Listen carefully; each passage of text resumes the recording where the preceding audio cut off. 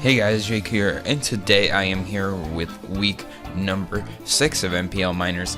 This week we're going up against Keegan, aka Foghorn, coach of the Olympique Flygon.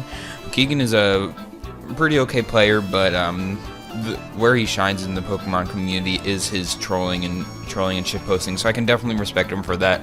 Check out his channel for sure. He has some good memes on there. He's definitely going to be uploading some memes about me, so definitely check out his video for me this week. It'll be a good one, I'm guessing. But yeah, putting that aside, my matchup for this game against Keegan is probably the worst one I'll have all season. I know there's already going to be memes about that, but I've had good matchups for most of the season. But this game is just pretty terrible matchup.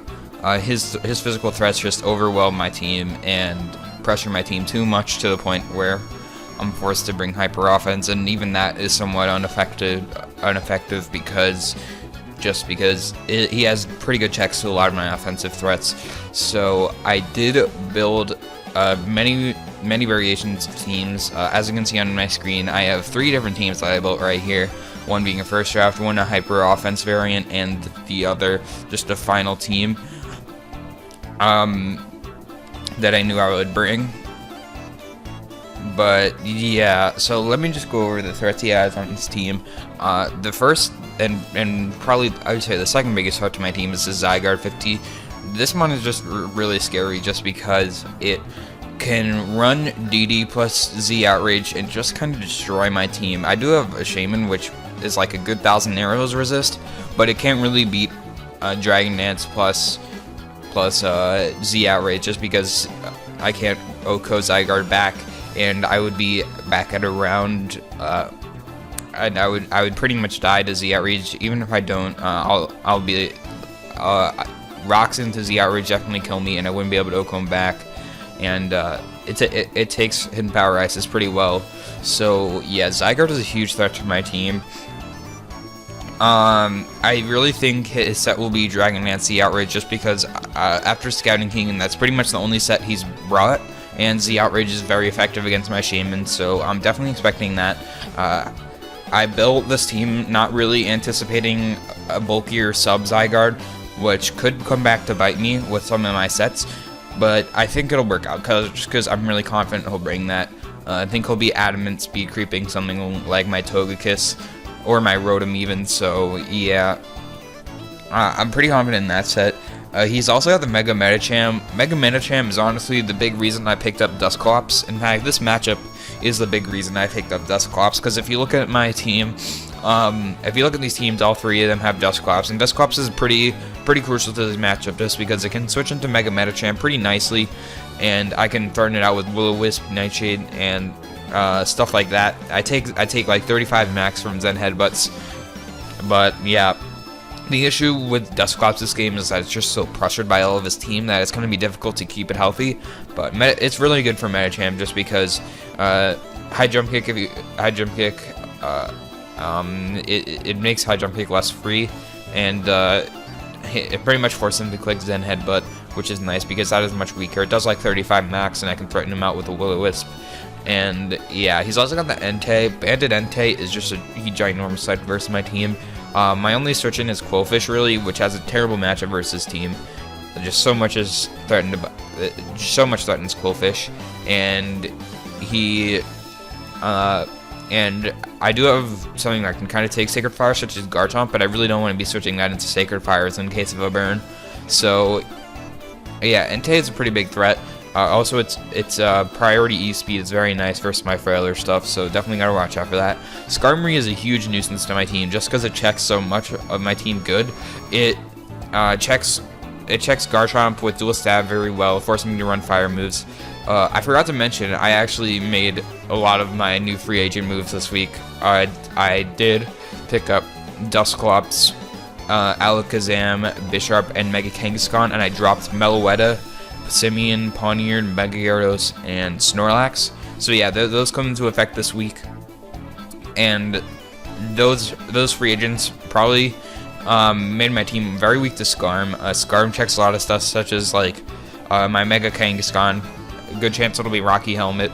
It checks Bill Sharp pretty well because it could take knockoffs out decently. It walls a Scarf Jirachi, which is something I really wanted to bring, but it just can't beat Scarm. Forces Garchomp to run fire coverage, which is kind of suck because I had 4 move slots in gym this week. And Spidef Skarmory can also deal with Alakazam pretty well. So definitely a very annoying Mon. Kind of forcing me to bring removal as well because I didn't want to get spike stacked in this game. So yeah, definitely a very annoying Mon to prep for this game. And he's also brought which I'm gonna call the biggest threat to my team. He's got the Gengar. My team has no search into Gengar just because something like Life Orb with Sub, or even something like Spooky Plate or Expert Belt with Sub just destroys me. I'm definitely expecting Sub because it Sub or Will-O-Wisp, one of the two, just to help get past Sucker Punch shenanigans from my Bisharp and my Kang. But yeah, Sub Bisharp is really threatening just because it could pretty much sub on so much of my draft and then be behind the sub for Sucker Punch, so it also beats my Mega Kang and my Bisharp and hit them with a Focus Blast if it's behind the sub. So yeah, Gengar's a huge threat, and it just kind of hits everything else really hard. Shadow Ball and Sludge Wave hits everything else. So you could also tech on Hidden Power Ice for my Garchomp, which is very possible. And it also outspeeds so much of my team, and yeah, it is a huge threat to my team. He's also got the Seismitoad. Seismitoad actually checks a lot of my team very well, as you can see in the first 2 drafts of my team. Seismitoad is a really huge nuisance, and it was just hard for me to switch into and hard for me to break. So yeah, pretty annoying. He's also got the Florges, and I do have some pretty good ways of breaking Florges, but besides those, it just checks a lot of my team really well. It could beat Alakazam, which is pretty annoying. It's his best check to Alakazam in my opinion, but other than that, I don't really expect Florges to come. It's kind of mediocre this game. He's also got Yanmega, Keegan's staple to this team, the Unmon on Keegan's draft. Besides it being an Unmon, I did definitely have to prep for it because it is actually Keegan's co-leader somehow, and so I did.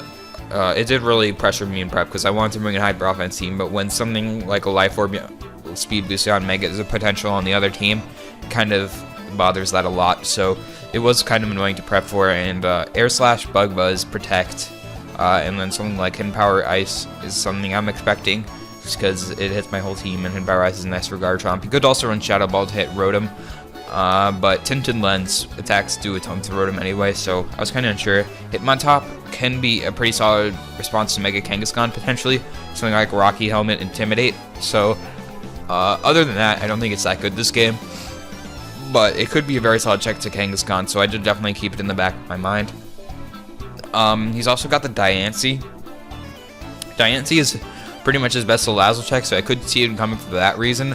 Also good Rocker versus my team, and checks stuff like Togekiss and even Kangaskhan to an extent pretty well.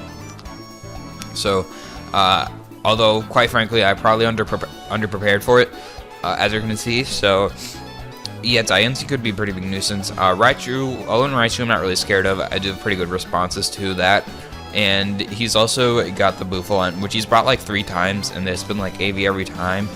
He could bring it, I guess, because it does have some merit because it has Sap Sipper for my Shaman, but yeah, I'm not really too worried about that at all because I can't really do anything to Dusclops. So yeah, so I'm just gonna go over briefly the first 2 teams I built, and then I'm gonna go over my final team just so you can kind of have an idea of my thought process. So this was the first team I brought. This team was not working out in mocks at all, and I kind of decided to scrap it the day of because I figured something like this is just too weak to his offensive threats, especially Gengar. So first you see this Salazzle set, Life Orb, Vortex, Salazzle, and this is going to be in all 3 of my teams just because it's a very nice win condition. It outspeeds his whole team, and it hits everything. Hidden Power Grass for Seismitoad, Dragon Pulse for Zygarde, and then Dual Stab just kind of destroys him. Very important breaker to get me help past stuff like Skarm and Florges. Hits Oko stuff like Medicham and Gengar after rocks, so that's very nice. But yeah, so next up, you got Physically Defensive Dusclops. This is going to be on all my teams just because it deals with stuff like Entei, Medicham, Zygarde, pretty much those mods very well. This one it'll be the same set. Fizzdef with Icy Wind to help me with Zygarde. Pain Split for somewhat longevity. Nightshade because it's Nightshade, and Will-O-Wisp to now hammer his physical attackers. Here I've got a Rocks Chomp, Swords Dance, SD. This is going to be a pretty similar set on each of my teams too. These first 3 mons are going to be the same set on all of my teams. This one's EV spread is a bit different. I believe this Garchomp was invested to take I think probably like a +1Z out, or +1Z 1,000 arrows perhaps. I'm not quite sure, but yeah, Earthquake and Fire Fang hits this whole team, and Fire Fang for Skarmory, and I kind of wish I could have put on Dragon Claw for Zygarde, but I didn't really have room. Didn't want to force rocks onto anything else. And next up we got Scarf Bisharp, and which works pretty nicely in tangent with my Togekiss. Basically, this Scarf Bisharp was here to pursue trap the Gengar, and overall just hit his team kind of decently with Nox. He doesn't have the best switch-ins, but I figured this mod is kind of just free Zygarde, and which is why I scrapped it. But the idea was to put this with eject button Togekiss, which what I would do is, because if you look at my team, he would probably click, if he was attacking, he would click Shadow Ball most likely, just because it hits Garchomp and Jirachi, and like it doesn't hit Bisharp, but as I figured, I thought he would have some way of capitalizing on that, like Willow or Sub. So plan was to switch us into a Shadow Ball. I would be forced out and go into my Scarf Bisharp, which could pursue trap it, and it O-codes him after rocks, which is very nice. But I decided to scrap this idea on my later builds just because the chance of him being sub and this just completely failing was too high. And the other issue was if he got up rocks, the Togekiss was extremely pressured too much, and because it's pretty much my only on Mega Check on this team, then by forcing this to switch in and to use this to get in free Gengar, it kind of just made my team a lot more weak to Young Mega late game, and I'm pretty confident he's gonna bring Young Mega just because it's Keegan and he likes to meme, and pretty sure he really wants that thing to get kill leader. So last up, I've got a Sub Calm Mind Salikberry Jirachi with Calm Mind Sub Psychic T-Bolt hits his whole team.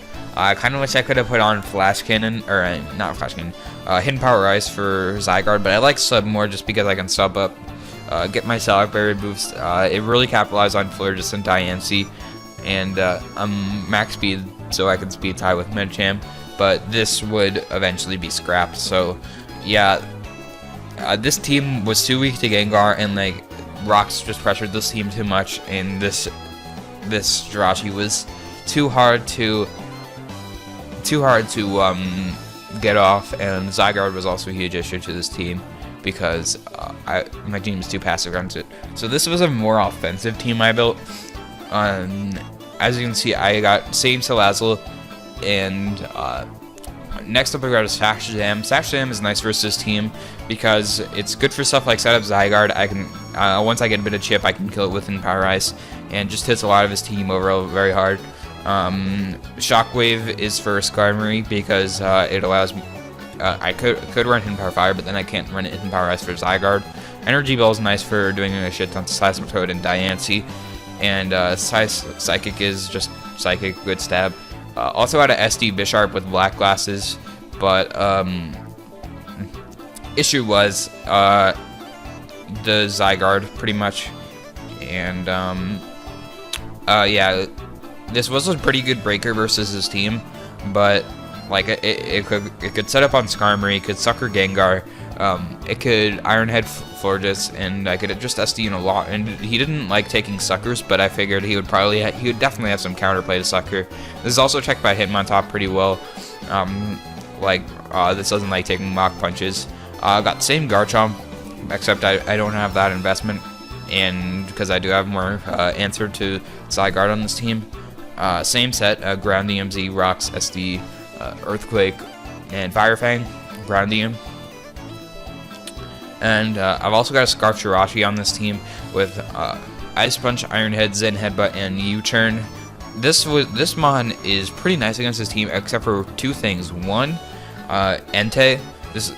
This mod can't really do that much damage to Entei, and Entei is a pretty big threat to my team because it can just kind of spam Sacred Fire. Banded Sacred Fire does not 2-KO Dusclops, but it pressures Dusclops for the rest of my team, which is not ideal. And yeah, I didn't really like it. Was this Jirachi was also checked by Seismitoad pretty well, and I didn't really see a position where I would just be able to spam Scarf Ironhead freely. So yeah, I did get rid of this Jirachi eventually, and same Dusclops set, checks its physical stuff well, but this is the final team I brought, and I will go more in depth on this team, even though I've already kind of gone over some of my sets decently.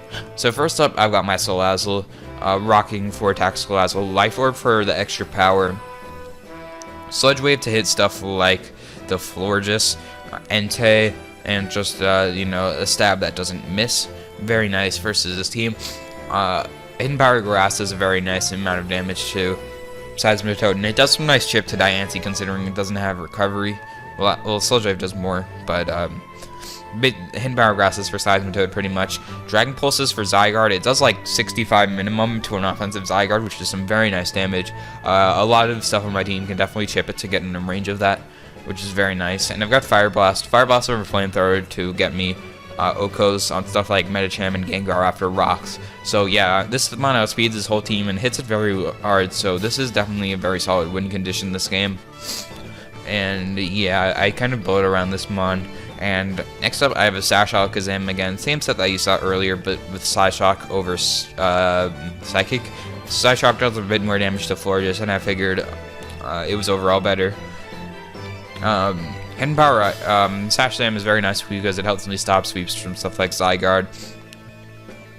Zygarde does not like taking Hidden Power Ices, and does a similar amount to Zygarde as Dragon Pulse does from Salazzle, so a lot of my team can definitely get it in range of Hidden Power Ice from my Zam. Energy Balls because I want something to pressure Seismitoad and Diancie more. And Hidden Power and Shockwave is for Skarmory. I can 2-KO a physically defensive Skarmory if need be.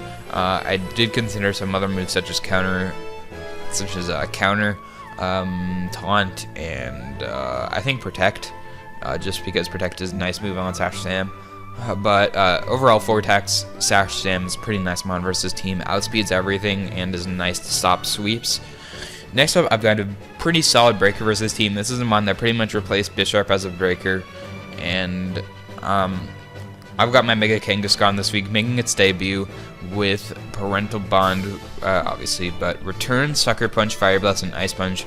We got a max spread, just max attack because I need as much power as I can possible versus stuff like the Zygarde, the Medicham, the Entei, Florges, just overall his whole team. Once I lure the Skarmory with my Garchomp, which you'll see later, this mon goes in. Fire Blast, however, does 2-KO his defensive Skarmory, which is very nice. Good chance that thing will be Helmet. Sucker Punch is for Gengar, just in case he's not Cyber Willow. Didn't really know what move I wanted over there, and I could, if he's something like a Scarf Gengar, which is definitely very possible in this matchup, Sucker Punch is nice for that. Sucker Punch is also good for priority. Nice for Raichu, which my team is kind of weak to. And yeah, and then for the last spot, I've got Ice Punch to help me hit Zygarde. I really debated between this and Earthquake.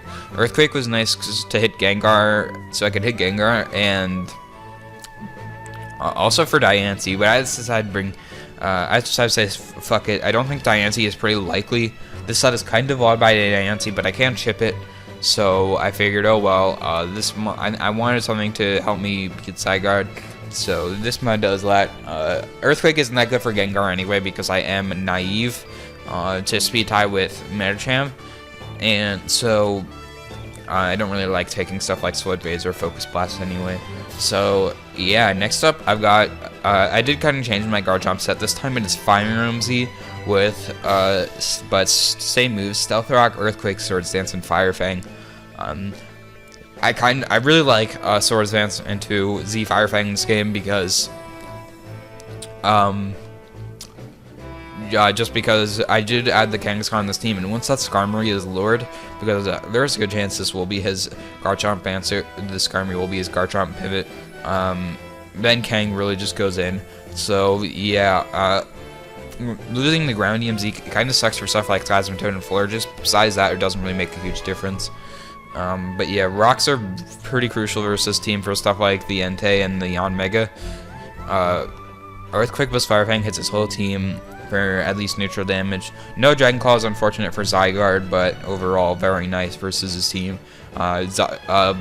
Unboosted Earthquake does about 40 to an offensive Zygarde, and plus 2 Earthquake is going to be doing about 80, so very nice damage. Unboosted Earthquake does get him in range of stuff like my Alakazam and my Salazzle's Dragon Pulse, so very nice on this game. Best Revenger for Entei can take like a Spec Shadow Ball from Gengar. I will have to scout for Hidden Power Ice, but yeah, good breaker versus this team. And yeah, next up I've got something that I realized after trying out my other two teams. I pretty much an obligatory Mega check, mixed offensive Togekiss, rocking Defog, Air Slash, Fire Blast, and Roost.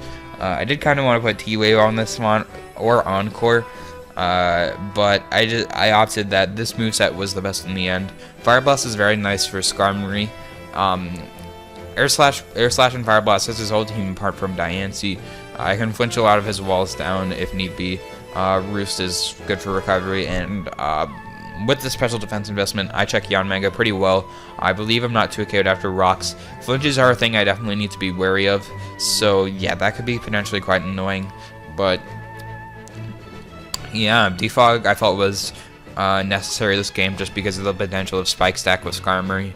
And yeah, this checks his team pretty well. I can take stuff like an Ice Punch from Medicham after rocks, I believe. The nice thing is that I'm immune to Tectonic Rage and to Jagged moves from Zygarde, so I can kind of pivot into this on an unexpected Z move, which could be nice. But yeah, it deals with a lot of his team pretty nicely. And then next up, I've got my Dusclops, which I've talked about so far. This one is very nice just because I can switch this into Zygarde and spam Icy Wind. I should break his sub unless he's very specially defensive, which, as I've said, I don't think he will be. I feel like just DD Dragon Z is a better set this game. But yeah, I can switch into Medicham, Entei, and Zygarde 50, which is all very nice. I can take two Band Sacred Fires. I don't like taking it, but the nice thing is I do have Pain Split, which Dusclops' low HP can kind of abuse. And yeah, I felt this Icy Wind was necessary. I kind of want to go Rest Talk and get rid of Icy Wind, but Zygarde is just too big of a threat in my opinion. So I opted with Icy Wind in the last spot. And overall, this just checks a lot of his team well. Yeah, I debated between Frisk and Pressure for a while. The nice thing about Pressure is for Entei because it limits his Sacred Fires and Flare Blitzes. But Frisk I figured is nice because I can know for sure if he's Z-move, or if he's something like Band and Entei. So yeah, pretty nice this game. And before I go into battle, just want to give a huge shout out to my front office, especially Narth, Ace, Jack, and Bronson. You guys helped a lot this week for this annoying build. So yeah, I just want to say thanks for that a lot. Really appreciate it. And I've been owing my front office a shout out. Since we're actually in the halfway point of the season, I'm gonna give more shout outs to people in my front office. Shout out to AVP, who's always willing to help. Shout out to Chiengi, who helped me a lot this week, actually. Forgot to mention that. Shout out to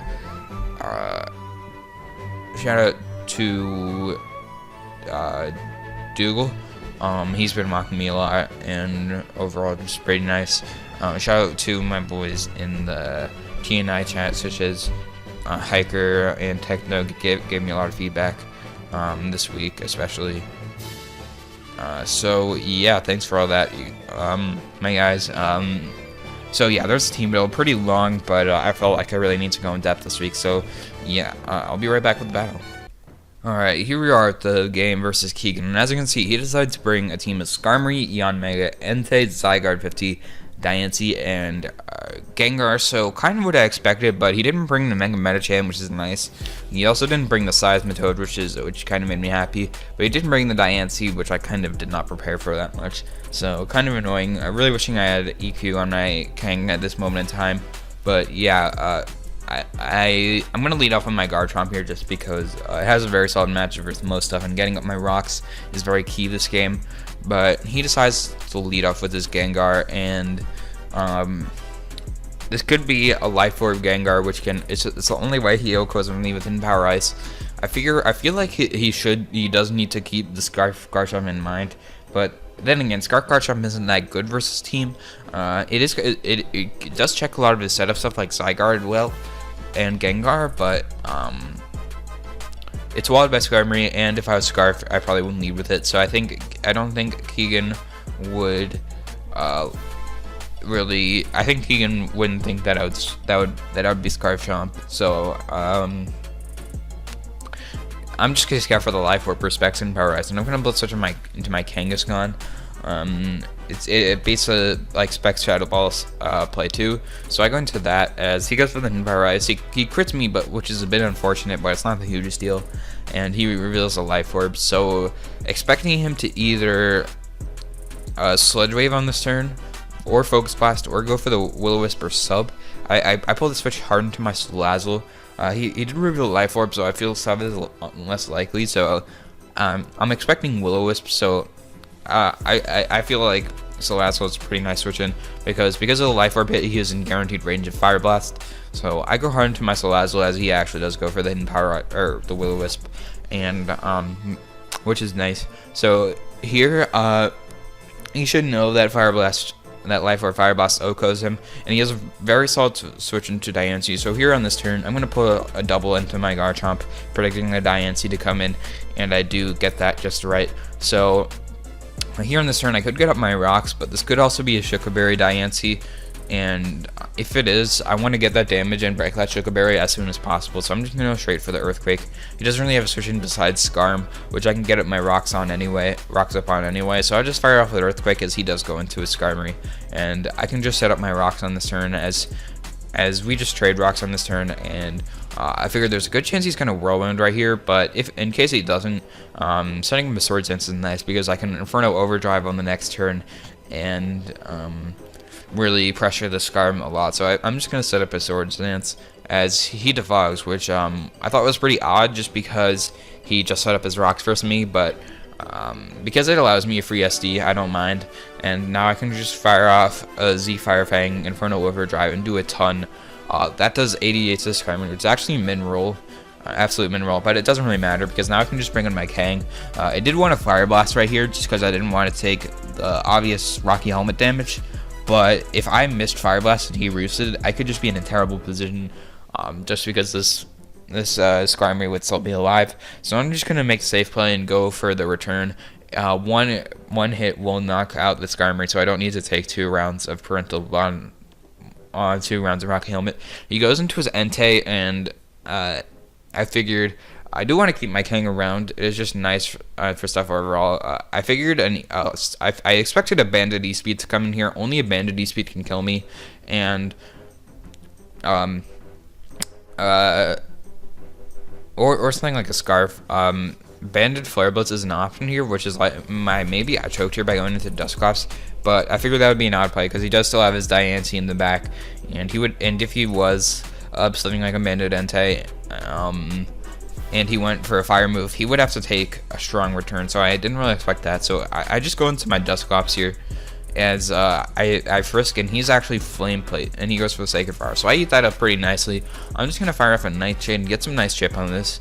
If he stays in and I get Nightshade off, it means he might be in range. It means he's almost in range of Life Orb, Sludge Wave from my Salazzle, which is pretty nice.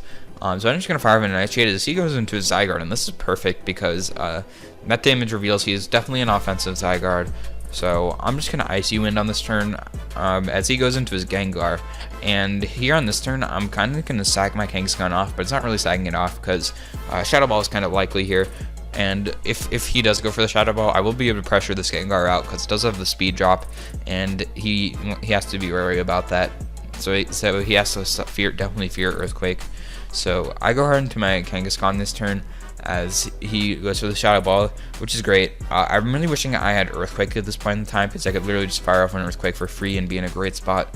But I fire off the middle ground Ice Punch. I will do a tone to this Gengar and leave it really low if he decides to attack and takes another round of Life Orb. But Ice Punch will do some decent chip to the Diancie, and I am chipping down the Diancie, which is definitely nice for my Alakazam and my Salazzle. So I'm just going to sack off my Kangaskhan to get as much chip damage on the Diancie as possible. I brought it down to almost half, which is nice, as he just goes for the Earth Power. I guess he didn't have rocks on this because he had rocks on Scarm. But now I can just go into my Garchomp. I'm just going to fire for an Earthquake. You could pull the Aggressive Surge into Xeon Mega, but I do have the Togekiss in the back, so I'm not too scared of that. I'm just going to fire for an Earthquake, hoping he stays in. It will knock out a physically defensive Diancie at this range, and we know he's a Helmet, so he's not Shuka. So I'm just going to fire for an Earthquake as we do take out the Diancie. So that's very nice for my Salazzle. My Salazzle is looking in a great position right now once I just get some more chip on the Entei. So yeah, he brings out his Gengar, and I believe on this turn, I pull a very risky switch in this turn, and I go hard into my Salazzle. But the reason I do this is because I know I can take one Life Orb, Shadow Ball, and threaten him out. So, but he actually goes for the Hidden Power Ice. I was predicting that, but it was risky because he could have predicted my Salazzle switching. But it works out for me, and now I can just fire off a Fire Blast. Switching to Entei is very possible, but Fire Blast is better than Sludge Wave, predicting that just in case he wants to sack his Gengar here. If this had one more round of Life Orb, it could have fired off a Dragon Pulse, and it would have been a very nice mid-ground play. But unfortunately, this Gengar is too healthy, so I'm forced to go for Fire Blast on this turn. As he goes into the Entei, and this Life Orb Fire Blast is going to do some very nice damage. Not quite in range of Sludge Wave though, so I am going to go hard into my Garchomp because I am predicting, by the way he switched this in, and by the way he is not banded, I'm expecting something like a Bulldoze or a Stone Edge on this turn. Banded Sacred Fire into E-Speed I don't think takes me out, so I'm going to my Garchomp. My Garchomp is kind of expendable at this point anyway, so if he does go for the Sacred Fire and get burned, it's not the biggest deal, and if he does want to predict me and go for Hidden Power Ice, I can live one hit, but as you're going to see, he actually goes for the Sacred Fire and he misses, which is kind of unfortunate because I'm going to get up my rocks here, and he's going to go for the Hidden Power Ice, and he actually had a lot of special attack investment, so he's actually on the next turn going to go for the Extreme Speed. So yeah, quite an unfortunate turn of events because if he landed the Sacred Fire, he might have been able to knock me out with E-Speed. But I don't know how much it mattered because of the rough skin damage. He would have been in range of my Salazzle, and I would have been able to eat a Sludge Wave. And I also still had my Dusclops in the back, which I didn't really need to deal with much else at this point in the game, just because I kind of knew the Zygarde set, and I knew the Zygarde was offensive, and I had my Zam in the back. So, but yeah, that is quite unfortunate, and now he goes into his Zygarde. I'm just going to go for the Earthquake. I know he's probably going to try and Dragon Dance to try and get back into this game, but I'm just going to sack this off to get this in guaranteed range of my Alakazam. And yeah, here on this turn, I could have gone onto my Dusclops, but if he's adamant and gets a very high roll, he could knock out my Dusclops. My Dusclops is still nice to keep around for the Yawn Mega. So unfortunately, I decided to go into my Alakazam, and I'm kind of forced to let my Sash go. Perhaps I could have gone into my Togekiss. That might have been a better play. I didn't really calc arrows versus my Togekiss. I definitely would have lived. So yeah, that was actually probably a huge misplay on my part, but it's not the biggest deal. So here in this end game, I'm pretty much in a great spot, but my differential in the season is very low, so I'm going to try and preserve, and here I'll just Hidden Power Ice, just in case he didn't have Protect, and Hidden Power Ice does more than Side Shock to this Yawn Mega. So here, I go into my Dusclops, kind of stacking it, and I know I can take 2 Air Slashes, and I figured out he's silver powder, so that means I won't be 2 KO'd by this Yanmega, and so he misses air slash, but he would have needed to flinch me to not die to the Nightshade anyway. So now he brings out his Gengar. So I've seen Will-O-Wisp, Hidden Power Ice, and Shadow Ball from this Gengar. So you might think, oh, the last move is definitely Sludge Wave. But if you look at my team, the only thing Sludge Wave hits super effectively is Togekiss and Shaman. Sludge Wave is definitely its overall more powerful move, but it's not really necessary to deal with Togekiss and Shaman. So this didn't hit me until after the fact that he could very well have Sucker Punch. I faced the Sucker Punch Gengar in a mock versus Narth. It was a very solid bring, but it slipped my mind while playing this game. So I'm gonna risk.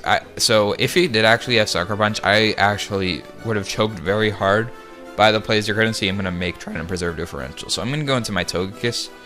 And also, I just want to say I didn't calc at this point in the game, so I'm thinking, oh, I can go into my Togekiss on the Shadow Ball, pivot into my Salazzle and the Sludge Wave, and then be fine.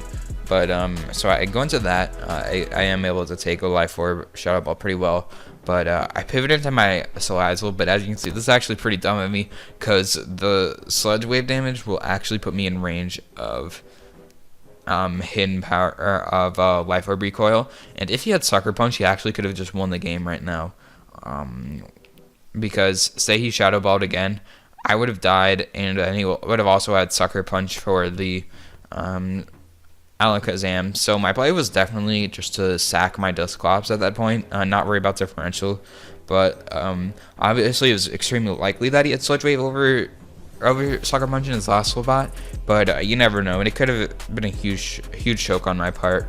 But yeah, but now that I live that and I know I will outspeed this, I can just fire for Dragon Pulse. But all that plays at the end were unnecessary just because I didn't know Sludge Wave would do that much and leave me in range of Life Orb. But yeah, this ends with a double down, and Salazzle does pick up the final kill. So we get a nice 3-0 win versus Keegan. So we are now 4-2 plus 3 in the season. Our differential is still pretty mediocre for our record, but we have won 3 straight, meaning we are definitely back in the season. We did start off 0-2, so things were not looking very good at first, but we are back in this. We are 3rd place in our conference right now. So yeah, the player face is looking pretty intense. We've got myself, Turbo. Actually, I'm not gonna spoil. You should watch the other coaches' games. So yeah, thank you all for watching, guys. See you next time, and peace.